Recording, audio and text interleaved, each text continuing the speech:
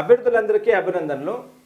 ఈరోజు డిఎస్సిలో విద్యాశాఖ మంత్రి గారి యొక్క అప్డేట్స్ గురించి మీకు వివరిస్తూ కొన్ని ముఖ్యమైనటువంటి మాటలు మీతో పంచుకుందాం అనుకుంటున్నా. ఎందుకంటే అందరూ చదువుతున్నారు, అయితే కొంతమంది మాత్రమే జాబులు సాధిస్తున్నారు. మరి అందరూ చదువుతున్నారు కదా, అందరికీ జాబులు రావాలి కదా, కొంతమందికే జాబులు ఎందుకు వస్తున్నాయంటే ఇక్కడ వాళ్ళు కొన్ని అంశాలు ఫాలో కావాలి.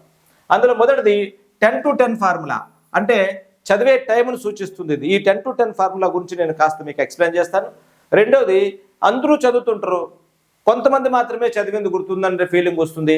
కొంతమందికి ఎప్పుడు చదివినా ఎన్నిసార్లు చదివినా మాకు అర్థం కావడం లేదు, గుర్తు రావడం లేదంటారు.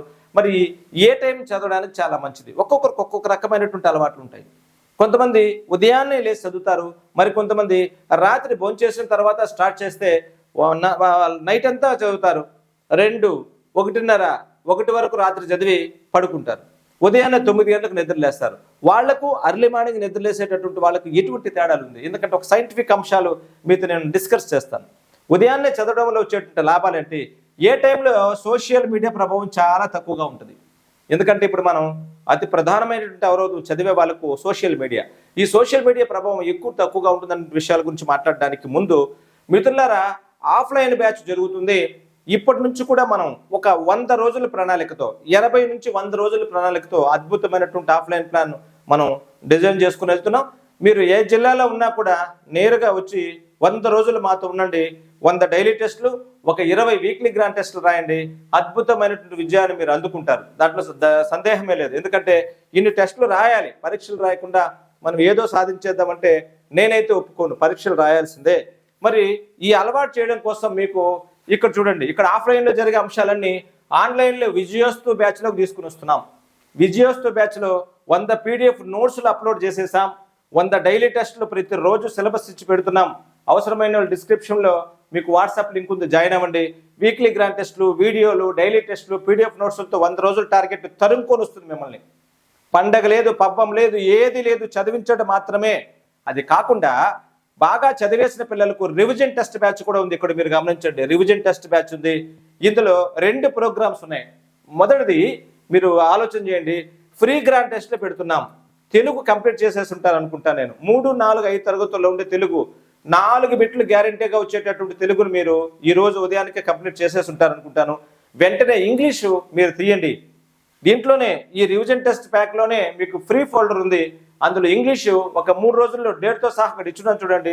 3 రోజుల్లో దాన్ని అప్లోడ్ చేస్తాం. అంతలోగా చదివి పెట్టుకోండి. ఆ తర్వాత మ్యాథ్స్కి వెళ్తా, ఈవీఎస్కి వెళ్తా. రెగ్యులర్ వాళ్ళైతే ఇప్పటి వరకు మీరు నేను ఇచ్చిన షెడ్యూల్ ఈ రివిజన్ బ్యాచ్లోనే ఫాలో అవుతూ రండి. 8th క్లాస్లో ఉండేటువంటి బయాలజీ, ఫిజిక్స్ మాత్రమే బ్యాలెన్స్ ఉంది. ఇది అయిన తర్వాత సిలబస్ మొత్తాన్ని మనం ఒక 20 భాగాలు కానీ 15 భాగాలు కానీ చేసి మనం వెళ్తాం. కాబట్టి ఈ ఉచితంగా రాసే వాళ్ళు రాసుకోండి. మనకు రెగ్యులర్ బ్యాచ్లో ఉంటారు, లాంగ్ టర్మ్ నుంచి వస్తూ ఉంటారు, వాళ్ళు కొన్ని 100 పరీక్షలు రాయిస్తాను, వాళ్ళు కూడా వేయండి. 100% మనం విజయాన్ని సాధిస్తాం. మరి 10-10 ఫార్ములా అంటే ఏంటి? దానికన్నా ముందు ఈరోజు కూడా, అంటే మీరు గమనించండి, సోమవారం కూడా వైసీపీ పార్టీ అధికారికంగా అడిగినటువంటి ప్రశ్నకు విద్యాశాఖ మంత్రి గారు చాలా స్పష్టమైనటువంటి సమాధానం చెప్పారు. మేము జూన్లో కొత్త టీచర్లు తీసుకుంటాం అనేది వాస్తవము, కాబట్టి మీరు అడిగిన ప్రశ్నకు సూటిగా సమాధానం చెప్తున్నాననేటువంటి మాట వచ్చారు. అది వైరల్ కూడా అయింది. అంటే ప్రతిరోజు ఈ అసెంబ్లీ సమావేశాలు స్టార్ట్ అయినప్పటి నుంచి ప్రతిరోజు డిఎస్సి అనే మాట లేకుండా, లేదంటే మీరు చదవడం స్టార్ట్ చేయాలి బలంగా. అది మామూలుగా కూడా కాదు, బలంగా చదవండి. నోటిఫికేషన్ వచ్చిన తర్వాత ఎన్ని రోజులు ఉంటుందని చాలా మంది అడుగుతున్నారు. ఆ ప్రశ్న పక్కన పెట్టండి. ఫస్ట్ ఆ ప్రశ్నను మీరు పక్కన పెట్టండి. ఇన్ని కాలం నోటిఫికేషన్ రావడానికి ముందు జూన్ నుంచి ఈ ప్రస్తావన జరుగుతూనే ఉంది. June, July, August, September, October, November, December, మళ్ళీ జనవరి, ఫిబ్రవరి, మార్చి వచ్చేసింది. ఇంకొక 2 నెలలు పోతే 1 ఇయర్ అయిపోతుంది. అయితే కూడా మీరు ఇంకా నోటిఫికేషన్ వచ్చిన తర్వాత ఎన్ని రోజులు ఉంటుందన్న ఆలోచన నీ మైండ్లో తీసే.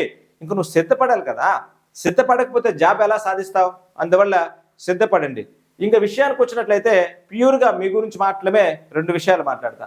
10-10 ఫార్ములా, ఇది ఎక్కువ మంది ఫాలో అవుతూ ఉంటారు. సాధారణంగా రోజుకి 10 గంటలు చదవడాన్ని మనం 10-10 ఫార్ములాగా వాడుతాం. అంటే ఉదయం 10 నుంచి రాత్రి 10 వరకు ఇది సాధారణంగా ఇది ప్రీమియం, అందరూ చదివేటటువంటి సమయం. ఈ సమయం మనం స్టార్ట్ చేసిన తర్వాత ఎన్నో అవాంతరాలను చూసుకుంటూ కూడా వెళ్తూ ఉంటుంది, గమనించండి. ఈ సమయం అంతంతకి ఉపయోగపడుతుంది. కానీ మనం విజయం సాధించాలంటే మనం విజయం సాధించాలంటే మిగతా వాళ్ళకన్నా భిన్నంగా ఒక అర్ధ మార్క్ ఎక్కువ పొందాల్సిందే కదా, ఒక్క మార్క్ ఎక్కువ తెచ్చుకోవాల్సిందే కదా. మరి వాళ్ళ కోసం ఇక్కడ వచ్చినట్టుంది ఏ టైంలో చదివితే బాగుంటుంది. ఒక విషయాన్ని గమనించండి. చాలామందికి ఒక అలవాటు ఉంటుంది, రాత్రి స్టార్ట్ చేస్తారు, 11, 12, 1, 2, 3 వరకు చదువుతారు, ఉదయాన్నే 8 గంటలకు నిద్రలేస్తారు. ఇది చాలా బ్యాడ్ హ్యాబిట్, గుర్తుపెట్టుకోండి.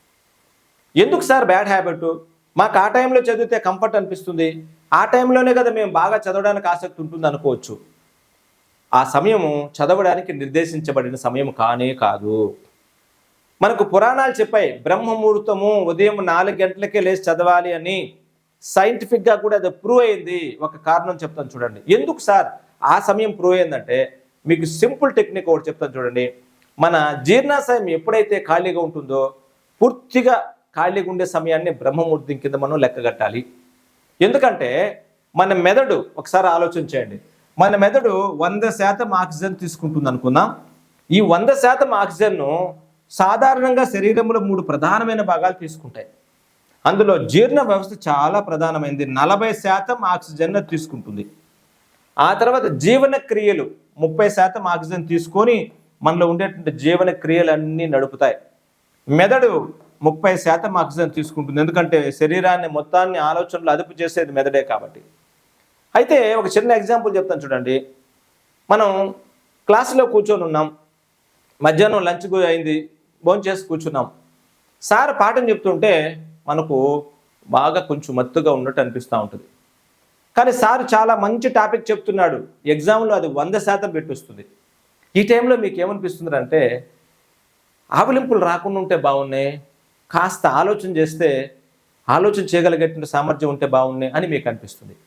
అంటే అక్కడ చెప్పే విషయాన్ని నీ మెదడు ఎన్గ్రామ్స్గా, న్యూరోగ్రామ్స్గా మార్చుకొని నీలో భద్రపరచుకోవడానికి దానికి ఎక్కువ మోతాదులో ఆ టైంలో దానికి ఆక్సిజన్ అవసరం ఉంది. మరి ఆక్సిజన్ పరిస్థితి ఉందా అంటే లేదు కదా. ఆక్సిజన్ మనకు 40% మాత్రమే మనం జీర్ణక్రియ వాడేస్తూ ఉంది, 30% జీవనక్రియలు, 30% మాత్రం ఆక్సిజన్ ఉంది. మెదడు చెప్పింది 30% ఆక్సిజన్ నాకు సప్లై అవుతుంది, ఆయన చెప్పేదాన్ని అర్థం చేసుకోగలిగే క్యాపబిలిటీకి నాకు ఎక్కువ శాతం ఆక్సిజన్ కావాలి, మరి నేనేం చేయాలి అని మెదడు చెప్తుంది. అప్పుడు ఈ మెదడు జీవన క్రియలను అడుగుతుంది, ఏమన్నా కాస్త అవకాశం తీసుకోవడానికి ఉందా అన్నప్పుడు అది నా జీవన క్రియలు జరగకపోతే మనిషే బతకడు కదా అంటుంది. ఆ తర్వాత వెంటనే జీర్ణక్రియను అడుగుతుంది, 40% ఆక్సిజన్ మీరే తీసుకున్నారు కదా, కాస్త ఒక 10 to 20% నాకు ఇస్తే నేను ప్రాసెస్ బాగా చేసుకొని ఇక్కడ ఏదో జరిగే విషయాన్ని బాగా అర్థం చేసుకుంటాను అని మెదడు అడిగితే జీర్ణక్రియ ఇవ్వదు. ఎందుకంటే మనం తినడానికన్నా ఎక్కువ తిన్నప్పుడు ఎక్కువ జీర్ణక్రియ కావాల్సిన శక్తి అవసరం ఆక్సిజన్ ఉపయోగించుకుంటుంది.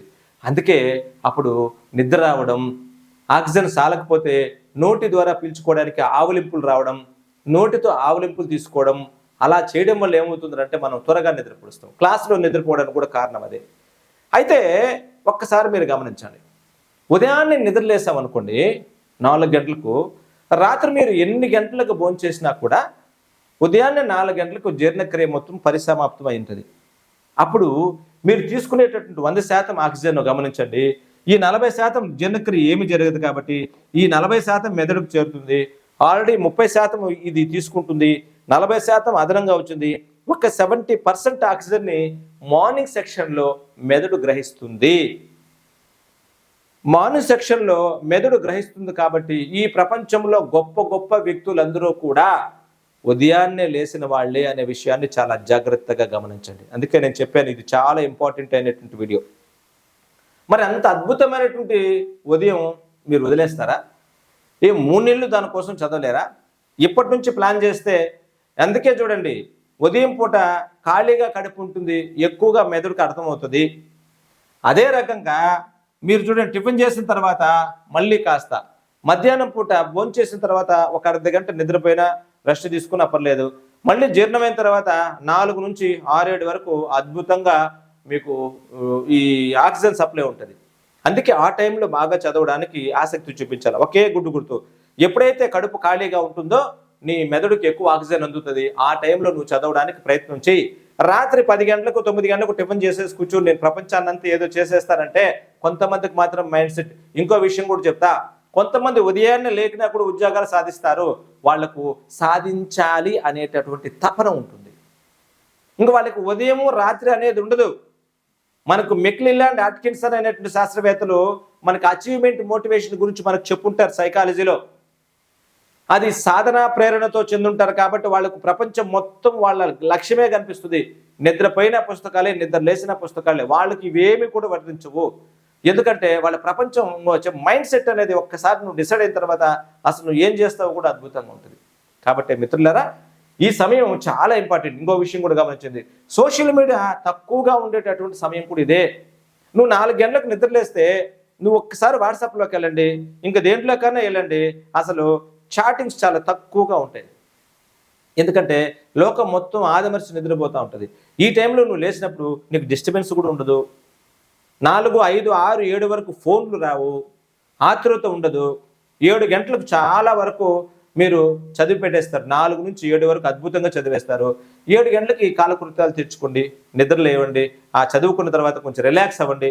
వీలైతే ఒక 15 నిమిషాలు మెడిటేషన్ చేసుకో. అద్భుతంగా ఆ అలుపు కూడా నీకు ఎనర్జీగా మారుతుంది మళ్ళీ. ఎందుకంటే చదివిన వెంటనే ఎన్గ్రామ్స్, న్యూరోగ్రామ్స్ ఏర్పడతాయి కదా నీ మెదడుకి, దీర్ఘకాలిక స్మృతికి నాంది అవుతుంది కదా.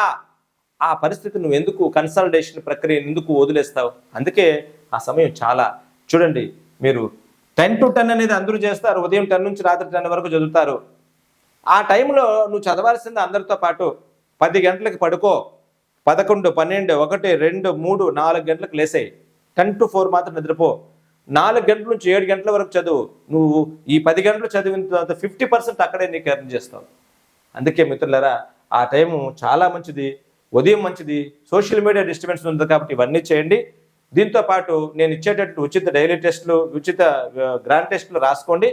ఈ 100 రోజుల బ్యాచ్ ఉంది. ఇంగ్లీష్ మీడియం వాళ్ళకు ఉండేటటువంటి ఇక్కడ కొన్ని అంశాలు ప్రత్యేకంగా ఉన్నాయి. వాటిని కూడా చూసుకుంటే మీరు అద్భుతంగా నా ప్లాన్ ఆఫ్ యాక్షన్లో ఉంటారని ఆశిస్తూ, ఈ వీడియో నచ్చినట్లయితే లైక్ చేయండి, మీ మిత్రులకు షేర్ చేయండి.